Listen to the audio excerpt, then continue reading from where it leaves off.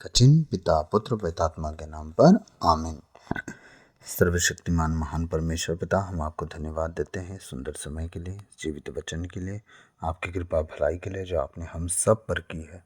आपके बेटे बेटी जितने ऑनलाइन हैं परमेश्वर, उनके लिए मैं प्रार्थना करता हूँ आज का हर एक वचन प्रभु उनके जीवन में 100 गुना फलों को लाए।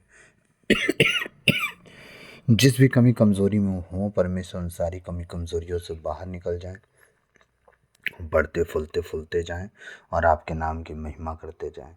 पिता, मैं प्रार्थना करता हूँ आपकी दया हम सब पर सदा सर्वदा बनी रहे, आपके अनुग्रह की दृष्टि हम पर लगी रहे और प्रार्थना सिखाने वाली आत्मा को हम पर उंडेलिए, ताकि हम जिस रीति से आपको पसंद आए उस रीति से हम आपके नाम की महिमा कर सके। सहयोग बनाइए। सारी बातों को आपके चरणों में रखते हुए प्रार्थना यीशु के नाम पे मांगते हैं, सुनिए और दया से ग्रहण कीजिए। आमीन। सबों को जय यीशु। आइए हम प्रभु के वचन में जाएंगे। आज का वचन हम निकालेंगे स्तोत्र ग्रंथ अध्याय 66 पद संख्या 16 से लेके 20 तक, 16 से 20 तक। ठीक है, स्तोत्र ग्रंथ अध्याय 66 पद संख्या 16 से 20 तक, पेज नंबर है 862। ठीक है, मैं पढ़ता हूं आपके लिए वचन। प्रभु के समस्त श्रद्धालु भक्तों, आओ मैं तुम्हें बताऊंगा कि उसने मेरे लिए क्या क्या किया है। ये कौन बोल रहा है? दाऊद। दाऊद कौन था? परमेश्वर का अभिषिक्त दास।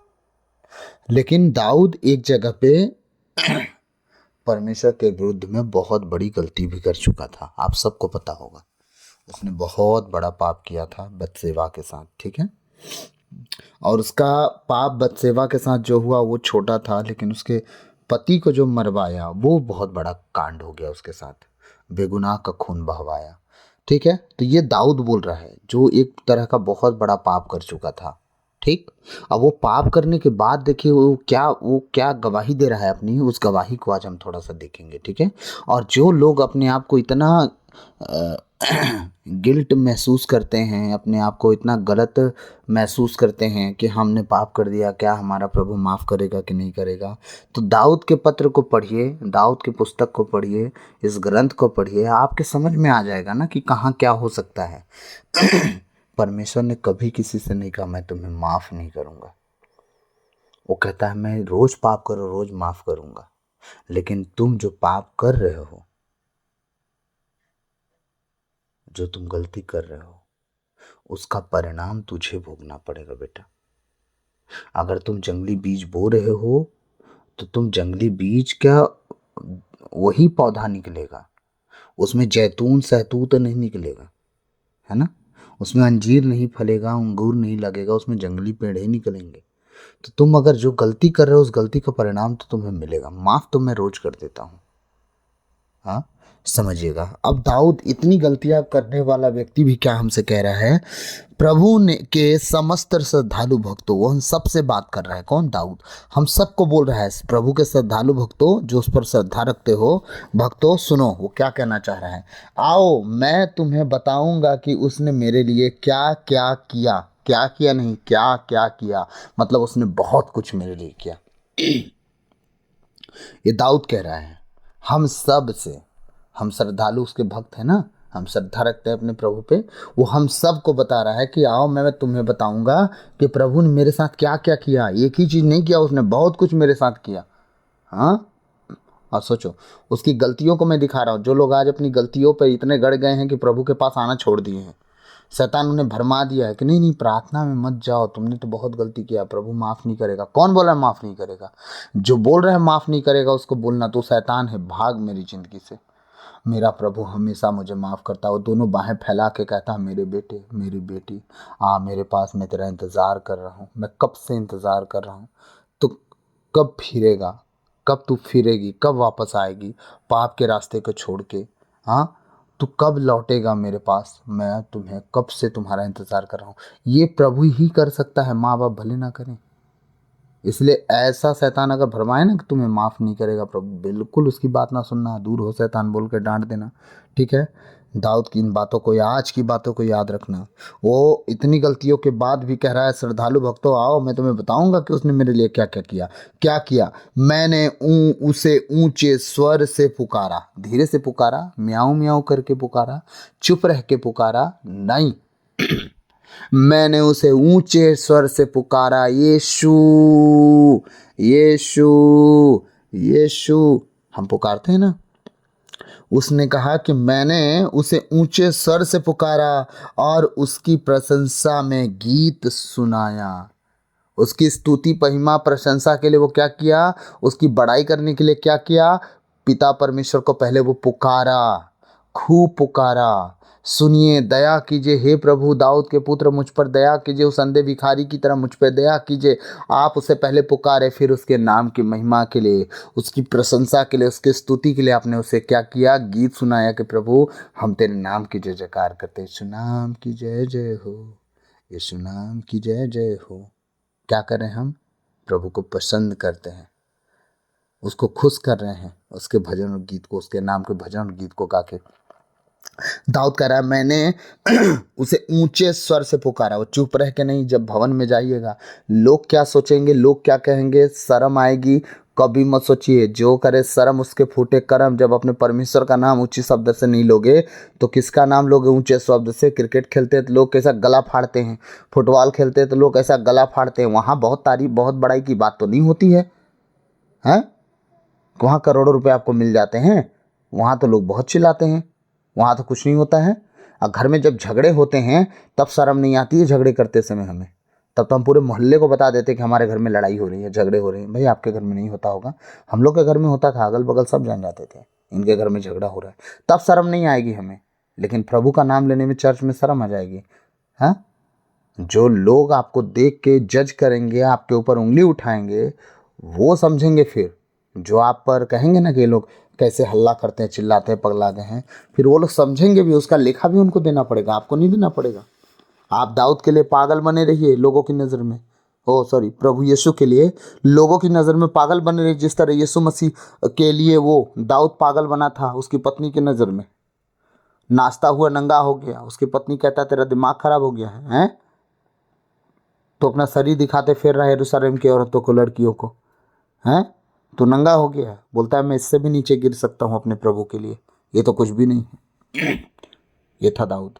कहता है मैंने उसे ऊंचे स्वर से पुकारा और उसकी प्रशंसा में गीत सुनाया।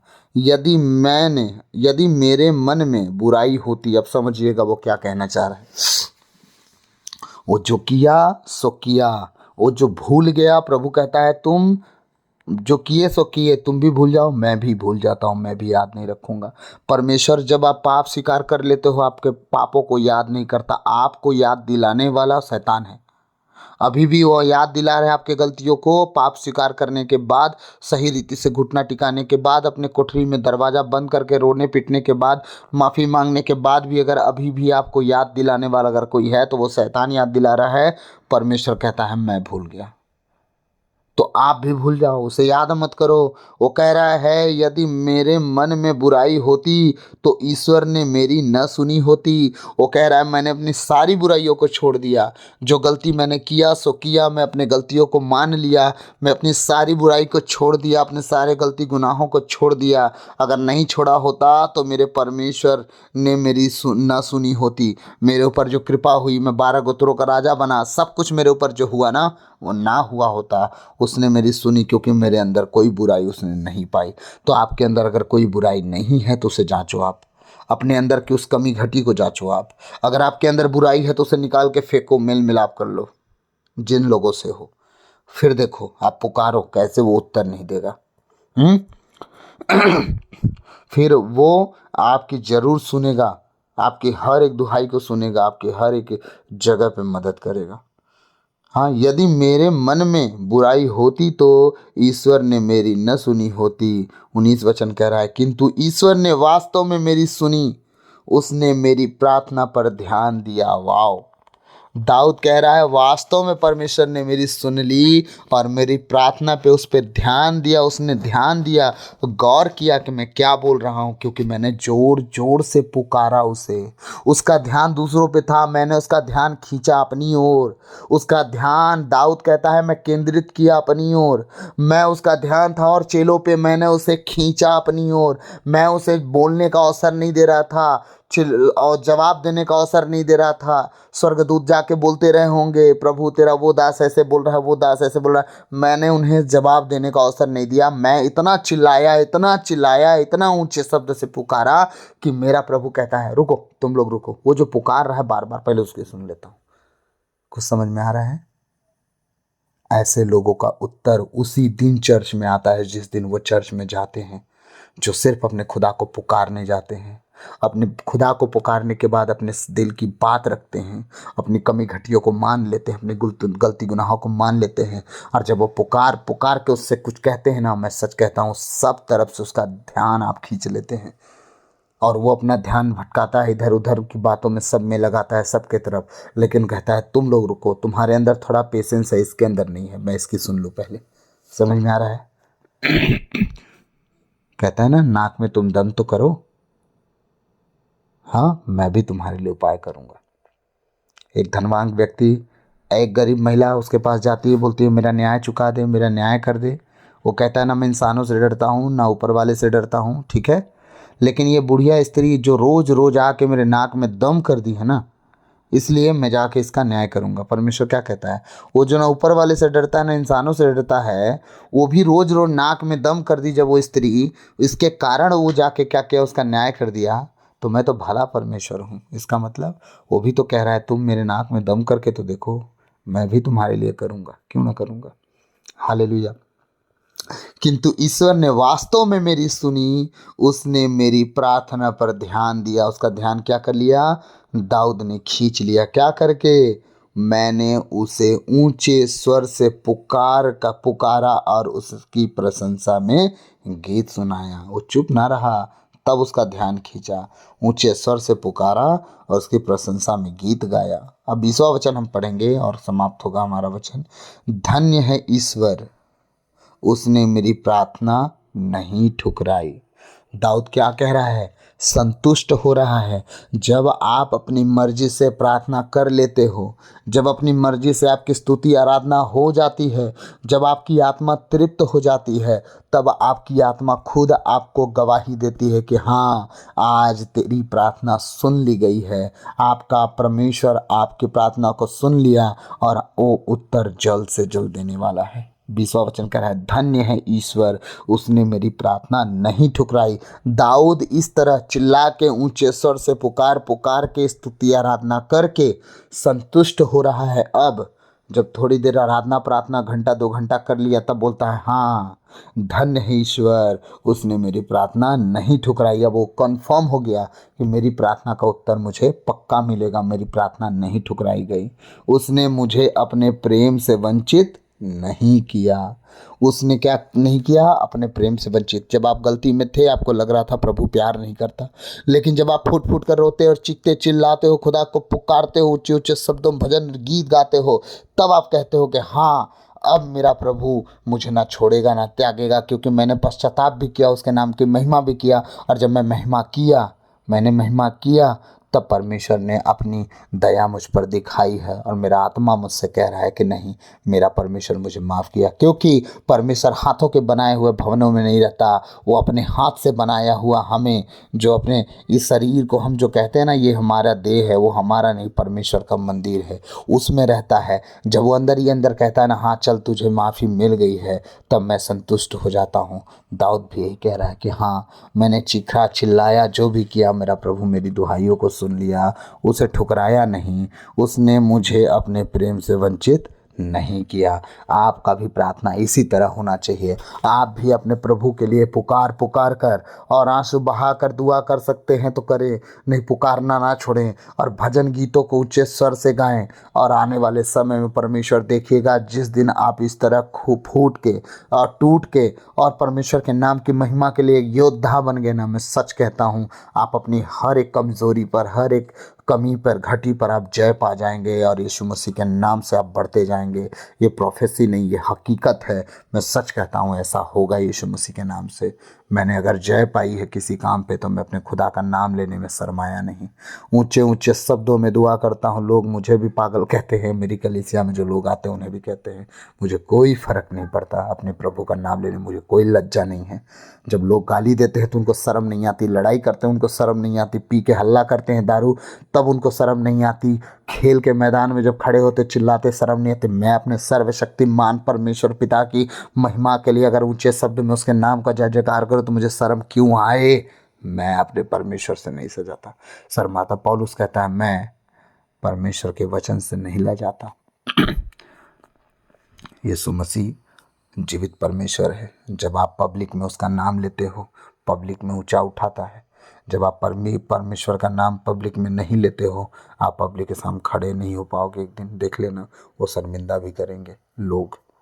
तो प्रभु आज के इन वचनों के द्वारा हम सबको बहुतायत से आशीष दे।